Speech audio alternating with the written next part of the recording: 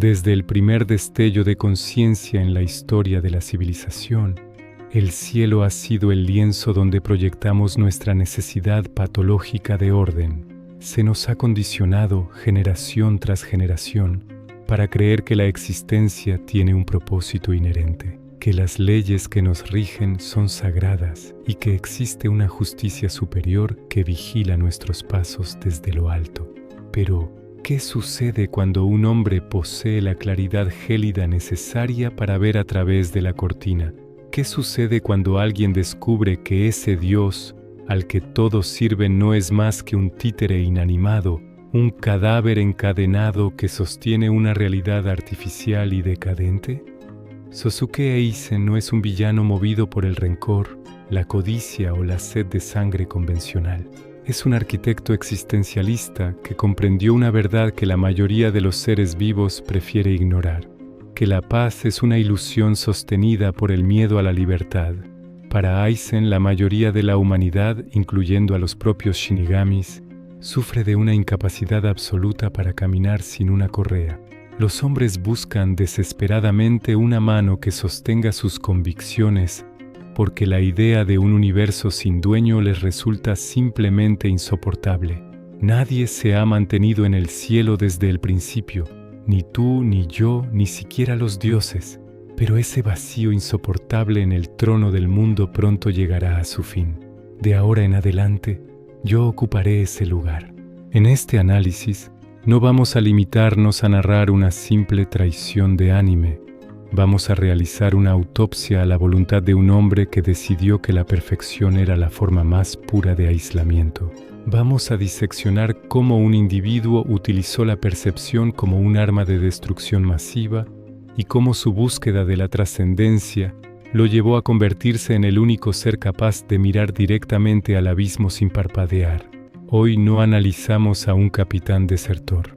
Analizamos al hombre que decidió que, si el destino era una farsa, él sería el único encargado de reescribir las reglas del juego.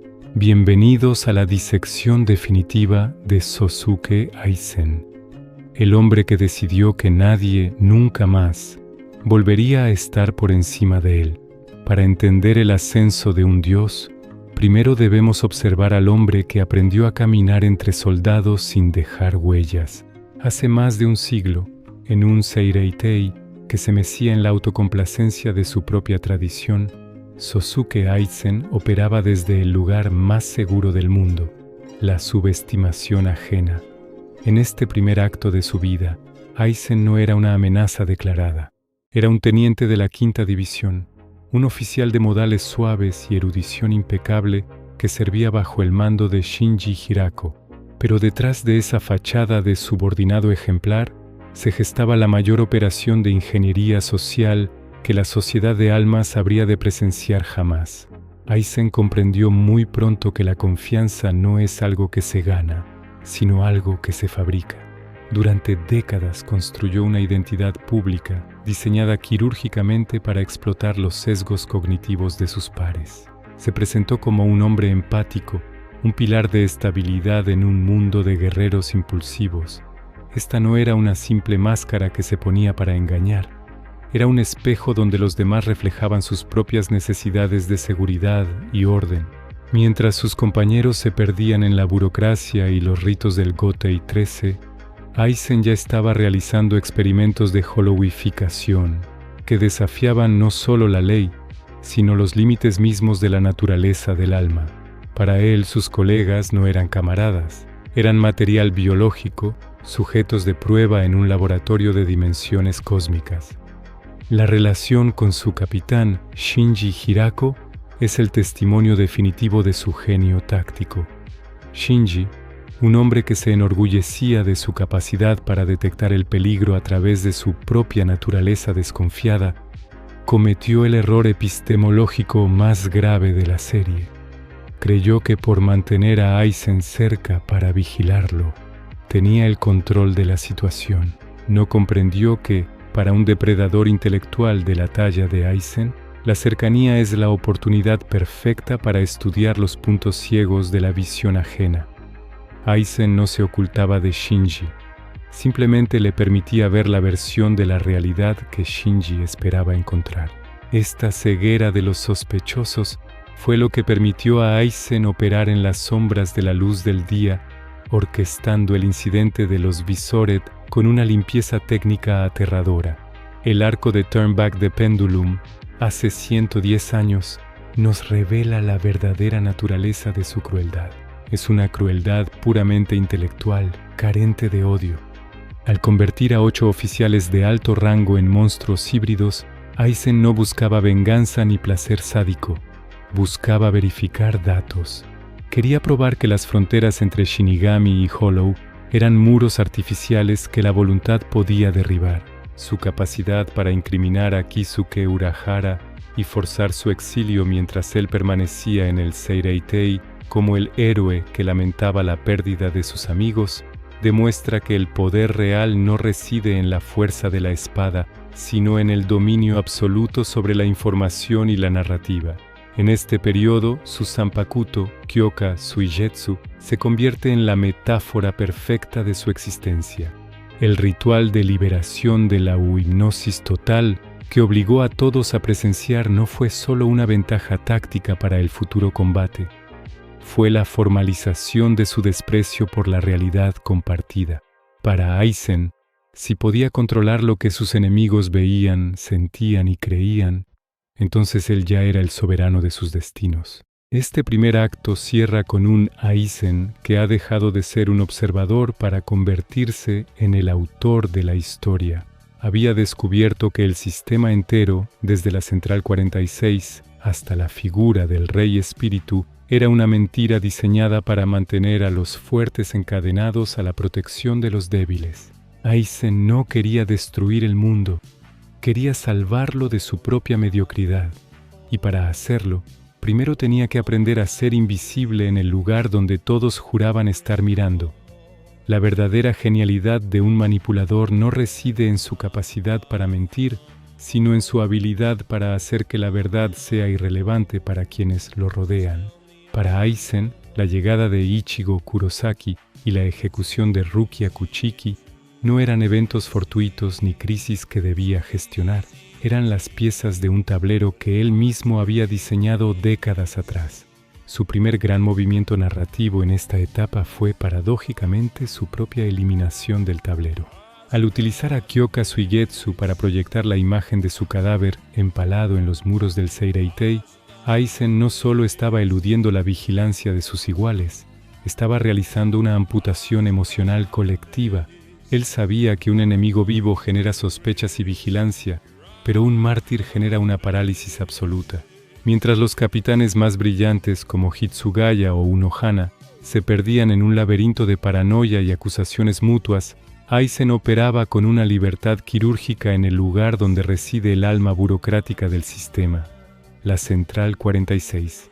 El asesinato sistemático de los 46 sabios y los 6 jueces fue el acto político más radical de su carrera.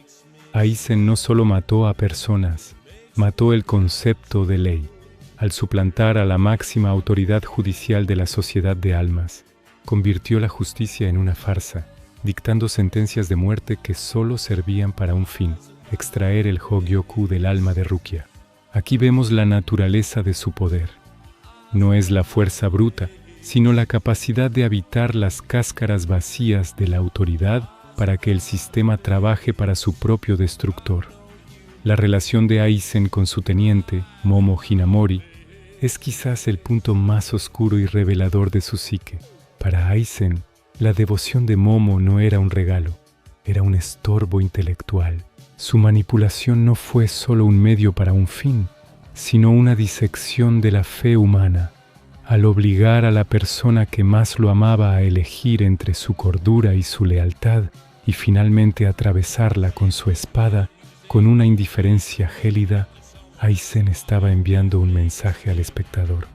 La admiración es el sentimiento más alejado de la comprensión. Para él, ser admirado era una humillación. Significaba que nadie era capaz de ver la magnitud de su soledad o la altura de su intelecto. Él no quería ser amado, quería ser reconocido como la fuerza que reescribe la realidad. El clímax en la colina de Sokyoku representa el momento de la transfiguración ontológica. Cuando Aizen detiene la espada de Ichigo con un solo dedo y la música se silencia, no estamos presenciando una simple victoria militar. Estamos viendo la ruptura de la narrativa del héroe. El gesto icónico de romper sus gafas y peinar su cabello hacia atrás es mucho más que un cambio de diseño. Es el acto simbólico de un hombre que destruye la lente a través de la cual el mundo lo percibía. Ya no hay necesidad de simular empatía. Al extraer el Hogyoku con una mano bañada en una frialdad técnica, Aizen demostró que el poder real no necesita gritos, ni rabia, ni esfuerzo. Solo necesita una voluntad que no parpadee ante el horror que ella misma ha creado. Su ascenso final, envuelto en la luz de la negación de los menos grandes, es el cierre definitivo de su etapa como ciudadano de la sociedad de almas. Frente a un Gotei 13 humillado, no por la fuerza de sus ataques, sino por la fragilidad de sus propios corazones, Aizen entregó su tesis definitiva sobre el trono vacío. Su partida hacia Hueco Mundo no fue una huida de la justicia, fue el abandono de una guardería. Se dirigió al desierto no como un exiliado, sino como un soberano que ha comprendido que, para gobernar el cielo, primero hay que tener el valor de dejar atrás todo lo que te hace humano. En ese instante Aizen dejó de jugar bajo las reglas de la sociedad de almas y empezó a escribir las suyas propias, dejando claro que el mundo que conocían había terminado en el momento en que él decidió mirar hacia arriba. Llegar a Hueco Mundo no fue un exilio, fue la toma de posesión de un lienzo en blanco. Para Aizen, el mundo de los Hollows era una amalgama de instintos primarios y caos sin dirección. Al erigir el Palacio de las Noches, no solo construyó una fortaleza, materializó su desprecio por el orden natural. Él no llegó para convivir con los Hollows, sino para rediseñarlos mediante el Hogyoku. La creación de los Arrancar fue el experimento supremo de un hombre que decidió que las fronteras entre las especies eran simplemente sugerencias. Forzar a las bestias a adoptar una forma humana y una estructura militar no era una necesidad táctica, era una declaración ontológica. Bajo mi voluntad, incluso el vacío puede tener una forma. En este trono de cristal y soledad, Aizen formó a los Espada. Sin embargo, su relación con ellos es la prueba más cruda de su incapacidad para la conexión. A diferencia de un líder convencional que busca lealtad, Aizen veía en seres como Coyote Stark o Ulquiorra Cifer meras variables de combate. No buscaba generales, buscaba espejos. Cada espada representaba un aspecto de la muerte, la soledad, el vacío, el sacrificio, pero Aizen los observaba desde una altura donde esos conceptos ya no le afectaban. Para él, la caída de una espada no era una pérdida militar, sino una verificación de datos. Su frialdad es absoluta. Cuando permitió que sus propios subordinados fueran masacrados por el Gotei 13, no era por negligencia, sino porque ya habían cumplido su función como catalizadores en su gran plan de evolución divina. Es en este punto donde la manipulación de Aizen alcanza niveles que rozan lo metafísico. Aquí entramos en su relación con Ichigo Kurosaki, la cual redefine por completo la figura del antagonista. Aizen no quería derrotar a Ichigo, quería cultivarlo. La revelación de que él había orquestado prácticamente cada batalla, cada trauma y cada incremento de poder en la vida del protagonista desde su nacimiento, convierte a Aizen en el jardinero del destino. Él no era un obstáculo en el camino del héroe. Él era el camino mismo. Esta no es la actitud de un villano que teme a su rival, sino la de un ser atrapado en la soledad de la cima. Aizen estaba tan por encima de todos sus contemporáneos que su única esperanza de no estar solo en la eternidad era crear, de forma artificial, aun igual que pudiera, al menos, aspirar a mirarlo a los ojos. La psicología de Aizen en este acto es la de un dios aburrido de su propia perfección.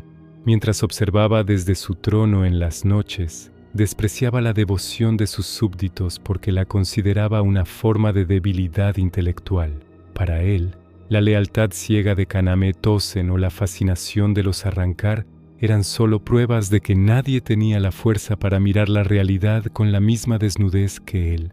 Él no quería ser un rey para los Hollows, quería ser el único habitante de una realidad superior.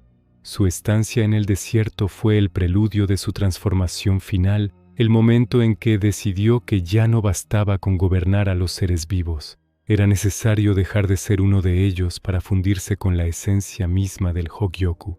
Al final de este bloque, el espectador debe comprender que Aizen no es un conquistador en el sentido tradicional.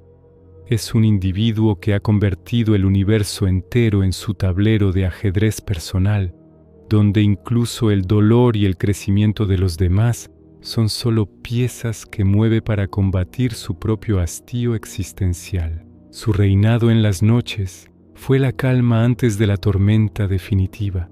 La batalla de Karakura, el momento en que el Hogyoku finalmente decidiría si Sosuke Aizen era el nuevo dios que el cielo estaba esperando, o si su propia arrogancia le impediría ver que al final incluso los dioses pueden ser víctimas de su propia soledad.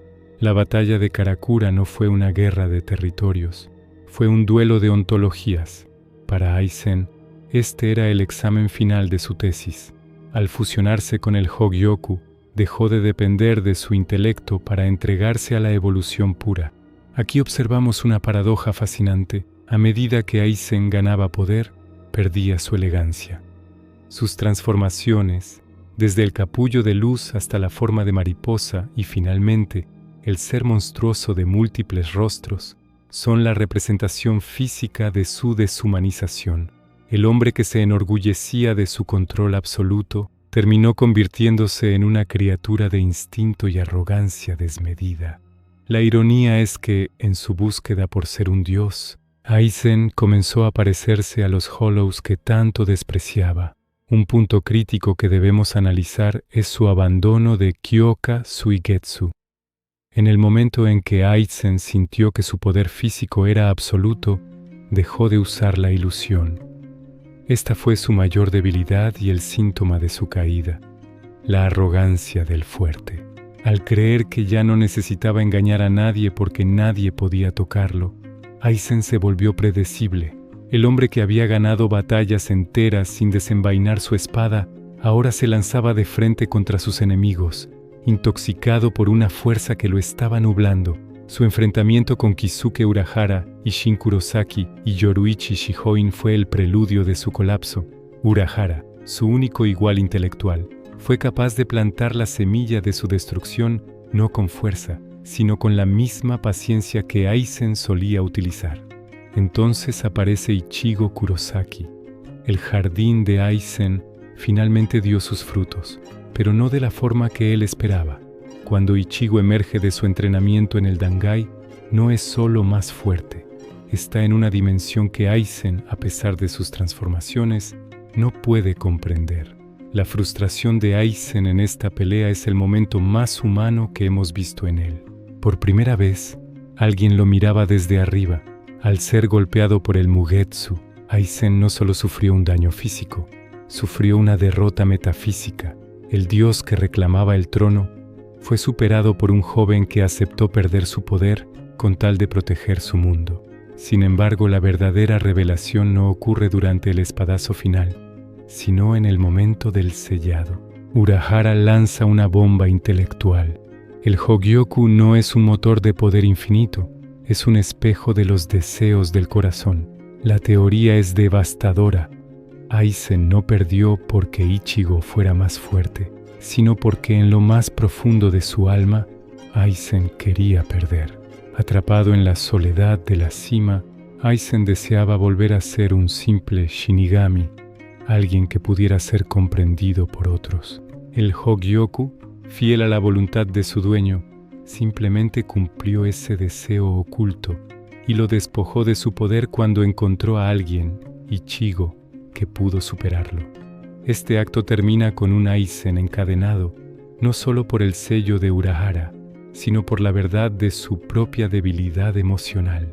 Su grito de rabia contra el Rey Espíritu, mientras es arrastrado al abismo, Es el grito de un niño que ha descubierto que su rebelión fue en vano.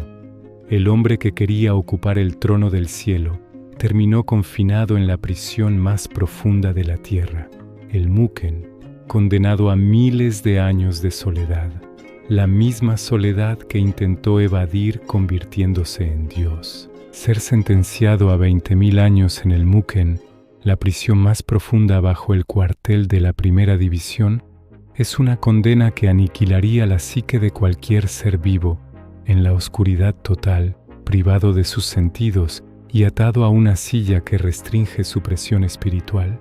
Aizen fue devuelto al estado que más temía, el de un simple observador.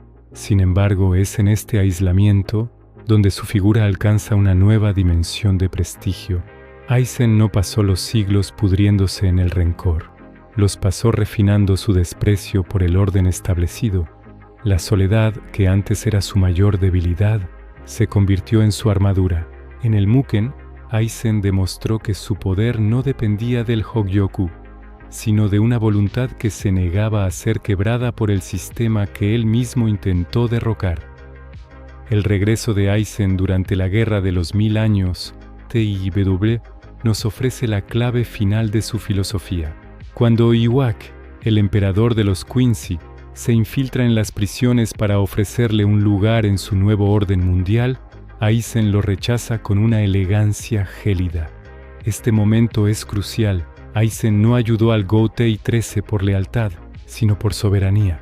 Para él, el plan de Iwak de colapsar la vida y la muerte en un solo estado de existencia era la máxima forma de estancamiento. Aizen prefería estar encadenado en la oscuridad de un mundo que odiaba, antes que servir en un paraíso diseñado por otro. Su negativa a Iwak confirma que su rebelión nunca fue sobre la maldad simple, sino sobre el derecho individual a evolucionar y desafiar el destino. La batalla final contra Iwak cierra el círculo de su relación con Ichigo Kurosaki.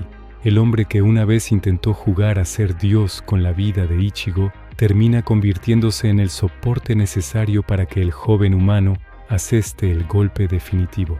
Ver a Aizen utilizar su Kyoka Suigetsu una última vez para engañar a un ser que podía ver todos los futuros posibles es la reivindicación de su intelecto sobre la fuerza bruta.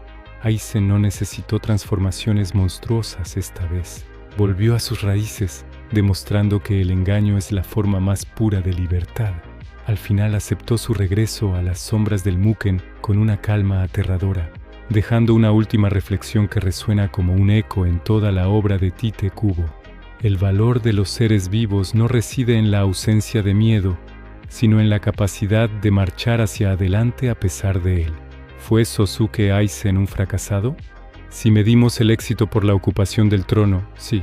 Pero si lo medimos por el impacto en la realidad, Aizen fue el único vencedor. Él obligó a la sociedad de almas a evolucionar, destruyó la complacencia del Gotei 13 y fue el catalizador necesario para que Ichigo Kurosaki alcanzara su máximo potencial. Aizen fue el mal necesario que demostró que el cielo, efectivamente, estaba vacío. Al final, Sosuke Aizen no es un villano que perdió, es un filósofo que aceptó su condena sabiendo que, mientras alguien recuerde su nombre, el trono del cielo nunca volverá a estar seguro. Su historia es el recordatorio de que la verdadera trascendencia no es ser un dios, sino tener la voluntad de desafiar a uno, incluso si el precio es la eternidad en la oscuridad.